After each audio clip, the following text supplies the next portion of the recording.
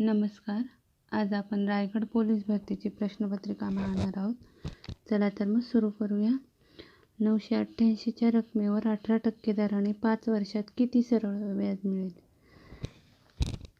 चला तर मग 988 गुणिले दर किती?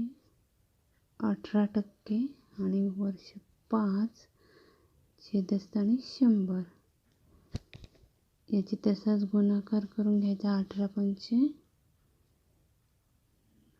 988 गुणिले 90. 18 पंचे 90 छेद 100. 1 शून्य गेला, 1 शून्य गेला. यांचा गुणाकार करून घ्यायचा.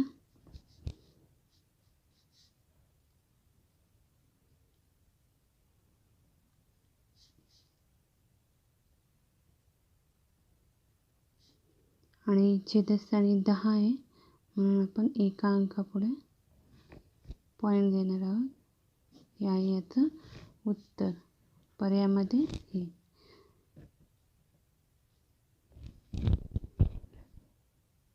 पॉईंटच्या पुढे किती शून्य असलं काहीच फरक पडत नाही. चला पुढील उदाहरण. सदोची 5 विषयांतील गुणांची सरासरी 60.6 असून उरलेल्या 2 विषयात त्याला 173 गुण मिळाले तर त्याची 7 विषयातील गुणांची सरासरी किती? 5 विषयातील किती आहे? 60.6.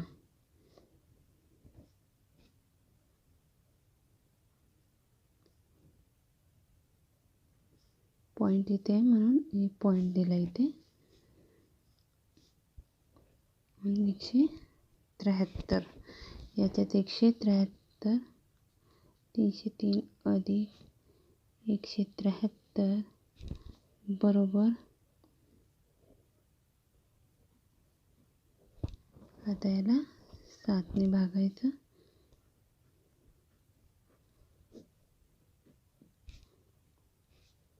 अडुसष्ट.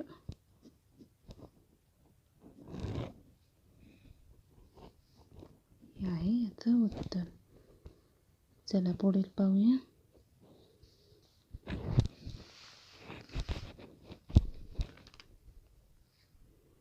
एक छेद 45 गुणिले 90 अधिक 1/3 गुणिले 1350 वजा 2/15 गुणिले 270 तर ए बरोबर किती? हा गुणाकार सगळ्यांचा सारखाच येतो म्हणून आपण तसं मांडून घेऊया. 1 छेद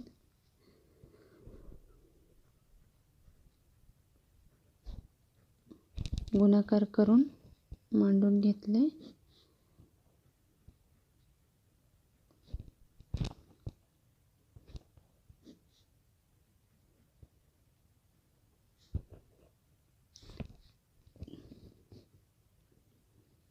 दोन छेद 40 2 छेद 4050 बरोबर. सगळ्यांचा छेद सारखाच आहे म्हणून आपण ही क्रिया करून घेतली. हे आहे याचं उत्तर.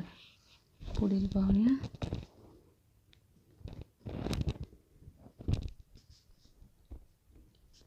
पाच गुणिले 1.6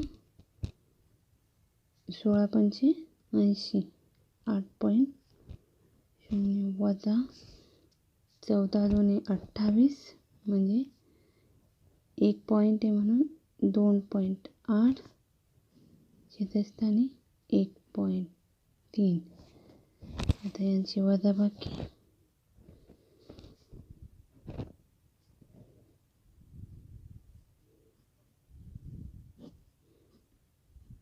पॉईंट काढून टाकूया.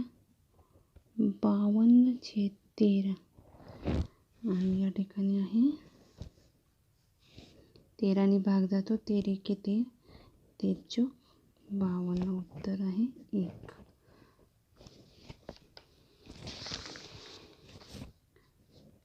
जर ए हे भागिले निर्देशित करते, बी हे प्लस निर्देशित करते, सी हे वजा निर्देशित करते व डी हे गुणाकार निर्देशित करते, तर 24 हे 6D 4B 9C 8 म्हणजे किती? तर आपण हे लिहून घेऊया. 24 भागिले ई भागिले ना 6 गुणिले 4 अधिक 9 वजा 8.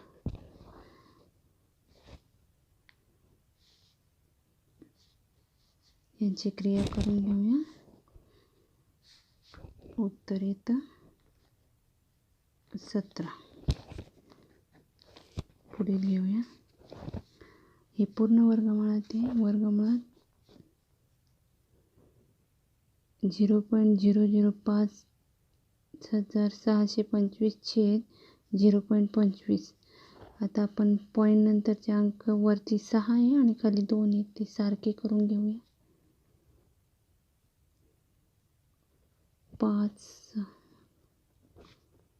छेद खाली 2 आहे म्हणून खाली 25 वर 4 शून्य देणार आहोत आणि हे पूर्ण वर्गमुळात. हे 25 ने भाग जातो याला.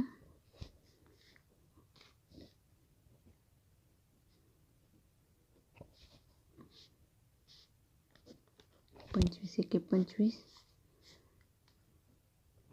25 दुने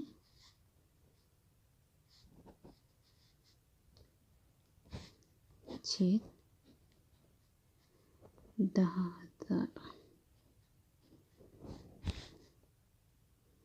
हे पूर्ण वर्गमुळातच आहे. अजूनही पण आपल्याला त्याचा वर्गमूळ काढायचं आहे. 225 15चा वर्ग छेदस्थानी हा 100चा वर्ग बरोबर 0.15.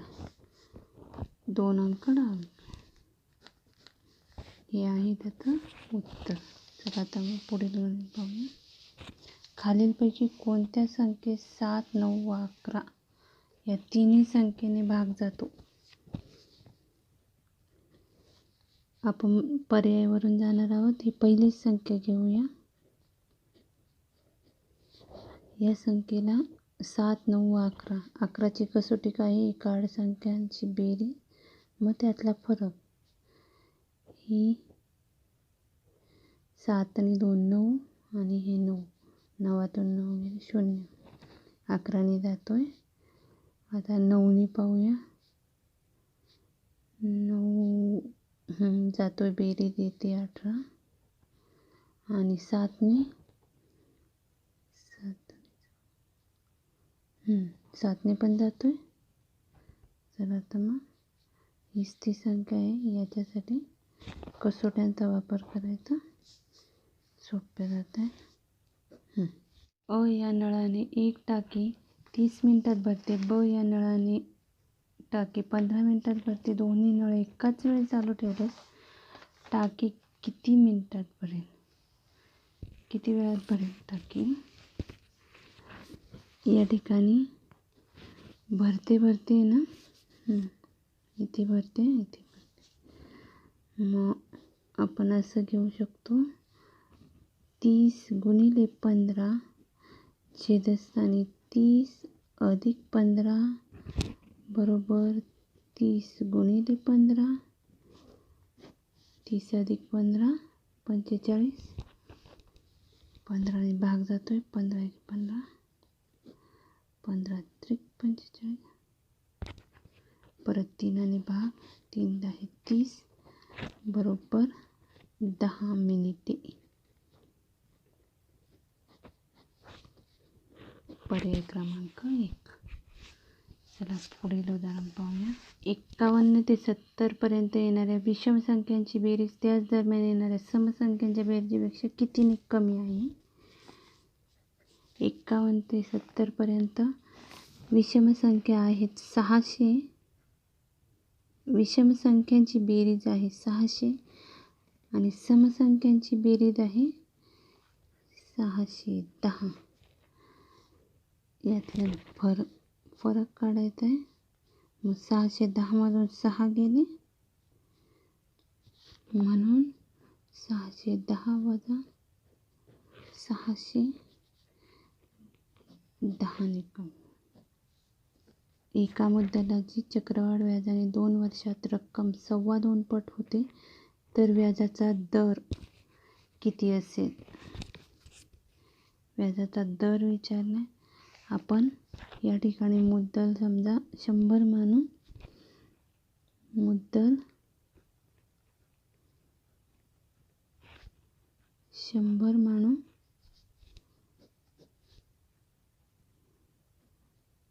चक्रवाढ व्याजाने 2 वर्षात रक्कम 2.25 पट होते. म्हणजे 100चे 2.25 पट.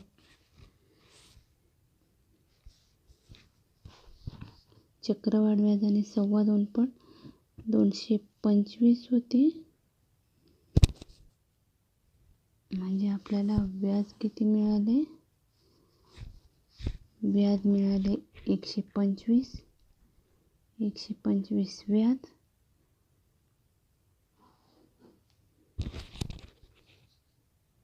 दोन वर्षाचं म्हणून 125 व्याज आहे.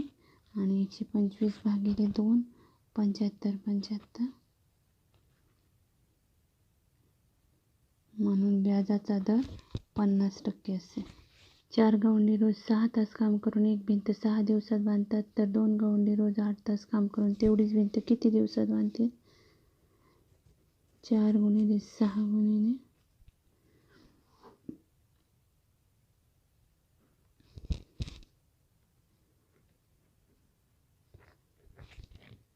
दिवस आपण x घेऊया.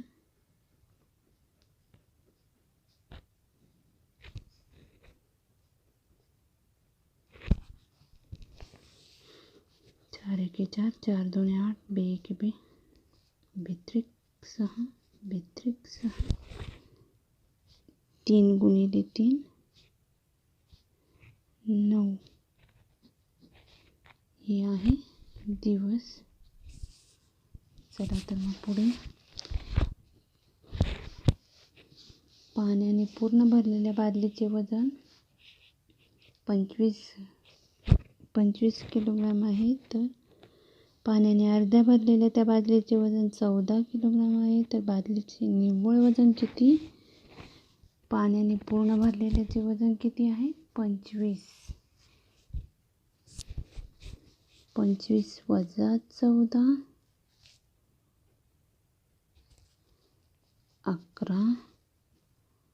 11 किलो झालं.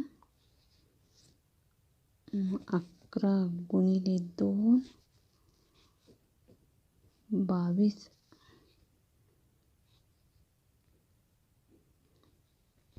हे 22 पाणी झालं म्हणून 25 वजा 22 बरोबर 3 kg निव्वळ बादलीचे वजन येते. हे 22 पाण्याचे. सोपी पद्धत. एकदा वजाबाकी करायची यांची आणि एकदा बेरीज करायची. याचं वर्गमुळातच घ्यायचं आहे. 65 अधिक 16 दुसऱ्या कंसात 65 वजा 16. 65 अधिक 16 किती येतात? 81 गुणिले 49 हे वर्गमुळात घ्यायचे आणि 81 9चा वर्ग हे 7 यांचा गुणाकार 63. सर्वात लहान अपूर्णांक कोणता? या दोन्हीतला फरक पाहायचा आहे. छेद आणि अंशातला फरक जास्त तो अपूर्णांक लहान. नाहीतर यांचा भागाकार पण देऊन पाहू शकतो. पण फरक सोपा आहे. तर 3 आणि 4 मध्ये कितीचा फरक आहे? 1. आणि यामध्ये कितीचा फरक आहे? 5. 7 आणि 8मध्ये कितीचा 1चा फरक आहे. 13 आणि 16मध्ये 3चा फरक आहे. मग लहान अपूर्णांक कोणता झाला? 13/18 हा झाला लहान अपूर्णांक. फरक जास्त, अपूर्णांक लहान. चला पुढील पाहूया. 10 हा 10 दराने 800 रुपयाचे 2 वर्षाचे सरळ व्याज व चक्रवाढ व्याज यामध्ये फरक किती पडेल? 10 हा 10 दर या ठिकाणी दिले 800 रुपयाचे सरळ व्याज आणि चक्रवाढ व्याज फरक 10% दर आहे. समजा या ठिकाणी आहे 10% दराने 1 वर्ष, परत दुसऱ्या वर्षी 10% दराने ह्या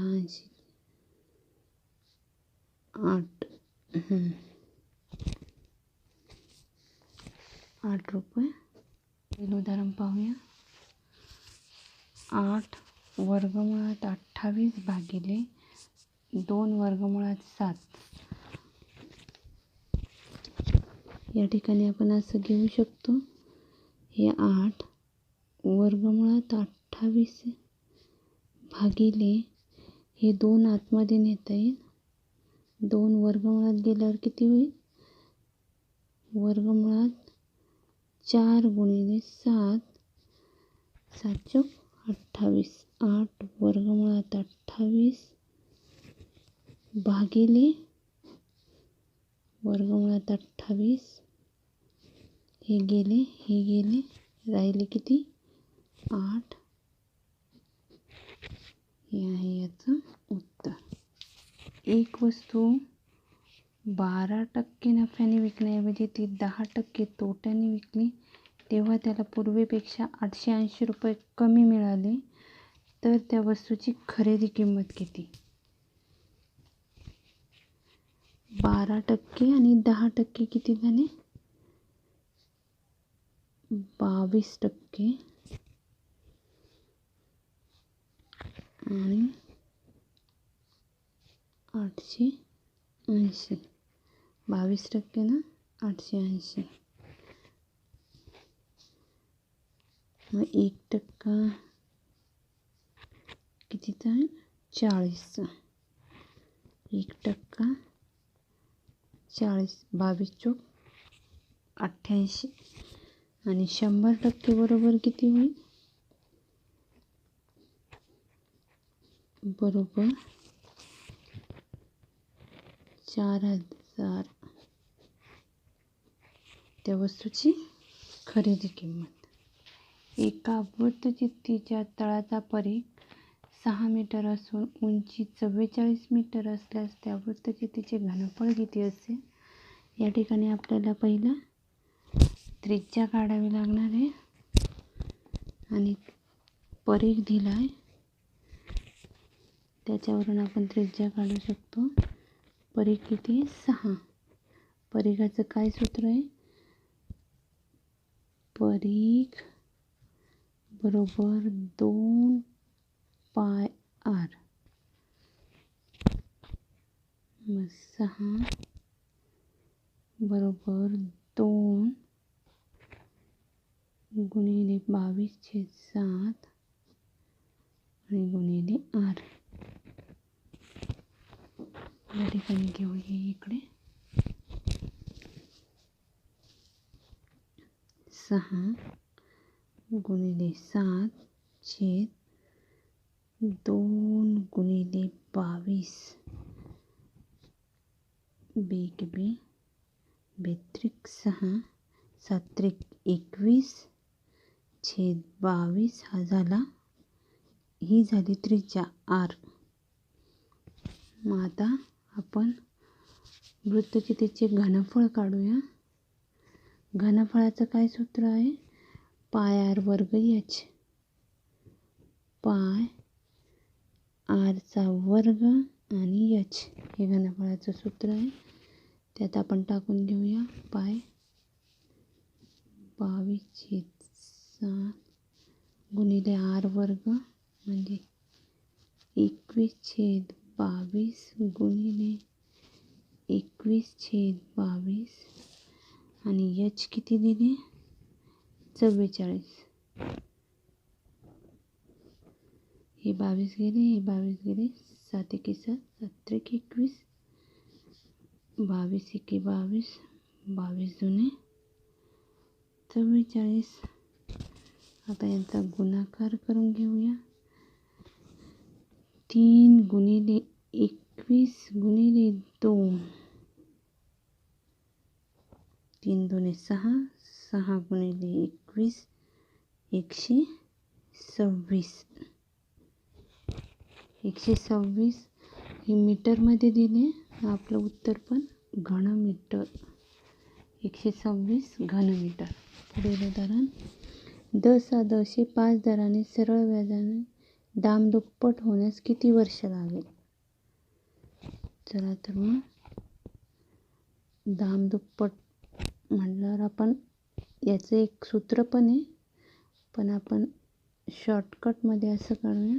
5 दर आहे ना, 100 भागिले 5, 5 दुने 10 आणि हे आहे उत्तर 20. या ठिकाणी मी सूत्राने करून दाखवते तुम्हाला. पट दाम दुप्पट दिले ना, कधी चौपट पण असते, त्याच्यासाठी ते उपयोगाला येईल. 100 कंसात पट वजा 1 छेद दर. 100 गुणिले पट किती दुप्पट म्हणजे 2 वजा 1, 1 आणि दर किती 5, 5 दुने 10. हा आला आपला, हे आपलं वर्ष. हे सूत्रानुसार आणि हे शॉर्ट. चला पुढील उदाहरण.